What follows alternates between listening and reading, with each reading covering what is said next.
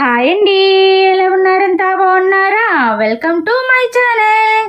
పెళ్లి రోజు రాని, పుట్టినరోజు రాని, పండగ రాని, పబ్బం రాని, ఏమైనా రాని, కానీ మనం వండి ఓర్చాలి అంతే. వండేసి మనం వంటగదిలో ఉండాల్సిందే. ఎంత మంచిగా రెడీ అయినా ఏం చేసినా కూడా వంటగదిలోకి రావాల్సిందే, వండాల్సిందే, అందరికీ పెట్టాల్సిందే. ఈరోజు పెళ్లి రోజు చక్కగా ఎక్కడికో బయటికి పోయి అలా తినేసి అలా తిరిగేసి వద్దామని లేనే లేదు. పెళ్లి రోజులు ఏవైనా ముఖ్యమైన రోజులు ఉండేటప్పుడే ఆఫీసులో అర్జెంట్ పని ఉంటుంది. ఉదయాన్నే వెళ్ళిపోవాలి, రాత్రి 9 గంటలకో ఎప్పుడుకో రావాలి.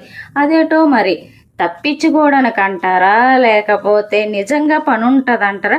అదే రోజు ఎలాగా అంత అర్జెంట్ పని ఉంటుందో నాకు అర్థం కాదు.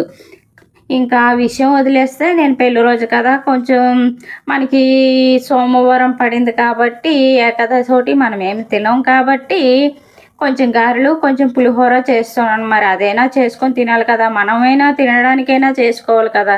అందుకని కొంచెం ఉల్లిగారెలు కొంచెం పులిహోర చేస్తాను. ఉల్లిగారెలు అయితే సూపర్గా వచ్చాయి. ఇది ఊరు నుంచి తెచ్చుకున్న పప్పు, పొట్టు మినపప్పు, అందుకే అంత టేస్టీగా ఉన్నాయి. నేను వేస్తుంటేనే ఒక 2 గారెలు తిన్నాను, కానీ చాలా బాగున్నాయి. ఇది ఫస్ట్ వాయి అయిపోయింది కదా, ఇప్పుడు సెకండ్ వాయి కూడా వేసేసుకున్నాం కదా. ఇప్పుడు పులిహోరకి పోపు పెట్టుకుందాం. పులిహోర పోపు ఒక కుటుంబం లాంటిది. ఆ కుటుంబంలో అందరూ ఎలా ఉంటారో పోపులో కూడా అందరూ అలాగే ఒక్కొక్క దానికి ఒక్కొక్కళ్ళ పేరు పెట్టుకున్నాను నేనైతే. ఇప్పుడు అల్లం ఉంది, అది మామగారు అన్నట్టు. పచ్చిమిర్చి ఉన్నది, అది అత్తగారు అన్నట్టు. అత్తగారు ఎప్పుడు ఘాటుగా కారంగా ఉంటారు, మామగారు వగరగా ఉంటారు. అదేంటో అందరికీ మంచి చేసేటట్టు ఉంటారు కానీ మంచి కాదు, అలా ఉంటుంది అనమాట. ఇప్పుడు ఎండుమిరపకాయలు పచ్చిమిరపకాయలు కోసి పక్కన పెట్టుకున్నాం కదా, అల్లం కూడా కోసి పక్కన పెట్టుకున్నాం కదా. ఇప్పుడు ఎండుమిర్చిని కూడా తొడుములు తీసి చిన్న ముక్కలు కోసుకుందాం. దానికోసమే ప్లేట్ ఎతుకుతున్నాను, నాకు దొరకట్లేదు. నేను పొట్టుదాన్ని అయిపోయే, అవి పైన ఉన్నాయి, ఎగిరెగిరి తీసుకోవాల్సి వస్తుంది ప్లేట్లు. ఇగోండి చిక్కుకున్నాం కదా, ఇవన్నీ పక్కన పెట్టుకుంది. ఇప్పుడు పోపులు తీసుకున్నాం. పోపులు ఏమంటారా పులిహోరలోను, పిల్లల అంటోళ్ళు అబ్బా కవరు షాపుల్లో నెలగే కడతారు. ఏదో ఒక షాపుల్లోనూ ఈ కవర్లు కట్టడానికి జాయిన్ అయిపోయిన నెలకి ఒక 5,000 వస్తాయేమో. ఇప్పుడు పోపులు తీసుకుందాం.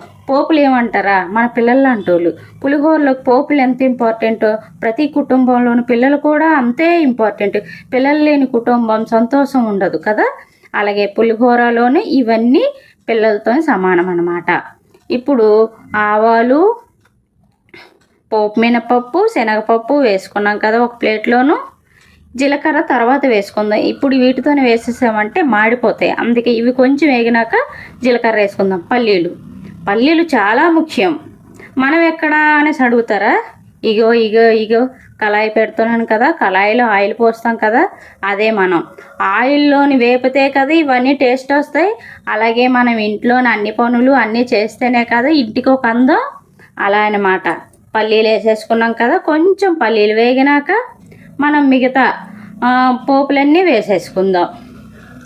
ఇలా చూసారా, చక్కగా ఇలా వేసుకొని ఇది ఒక్కసారి ఇలా గరిటెతో వేపుకుంటే కింద మీద అవి కూడా బాగా వేగుతాయి.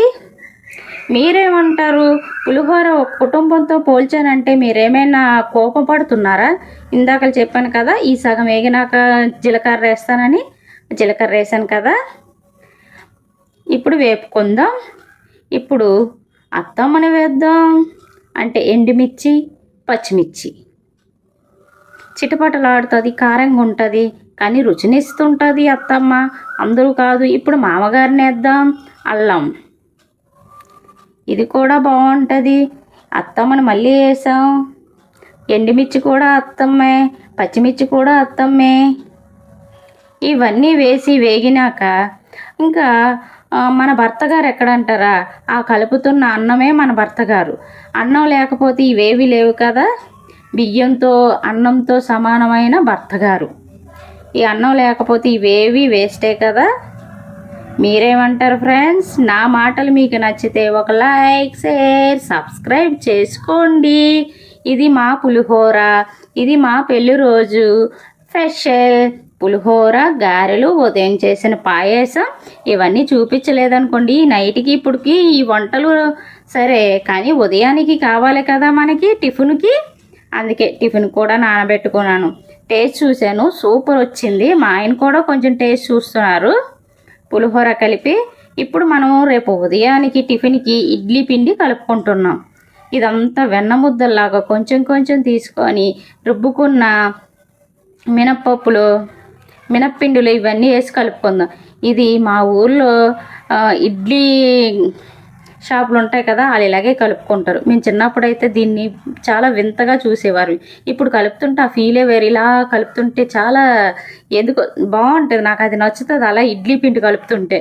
ఇప్పుడు ఎండాకాలం కదా, సగం సగం తీసుకోవాలి, లేకపోతే పొంగిపోతాయి.